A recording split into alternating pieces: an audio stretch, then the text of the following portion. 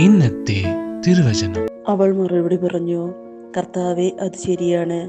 എങ്കിലും മേശയ്ക്ക് കീഴെ നിന്ന് നായ്ക്കളും മക്കൾക്കുള്ള അപ്പക്കഷ്ണങ്ങളുടെ ബാക്കി തിന്നുന്നുണ്ടല്ലോ. മാർക്കോസിന്റെ സുവിശേഷം 7-28 പ്രാർത്ഥന. കർത്താവെ, അങ്ങയുടെ കരുണയും ദയയും ഞങ്ങളെ എപ്പോഴും വളർത്തി നിലനിർത്തുന്നു. പൗരോഹിത്യം, സത്യവും സ്നേഹവും ഞങ്ങളുടെ ഉള്ളിൽ നിലനിൽക്കട്ടെ. പുതിയ പ്രതിസന്ധികളിൽ അങ്ങയെ ആശ്രയിച്ച് അങ്ങയുടെ അനുഗ്രഹത്തോടെ ഞങ്ങൾ ഉണർന്നിരിക്കും. അങ്ങയുടെ കരുണയാൽ ഞങ്ങൾ എല്ലാ പ്രയാസങ്ങളിൽ നിന്നും രക്ഷപ്പെടുവാൻ കരുത്ത് പ്രദാനം ചെയ്യണമേ.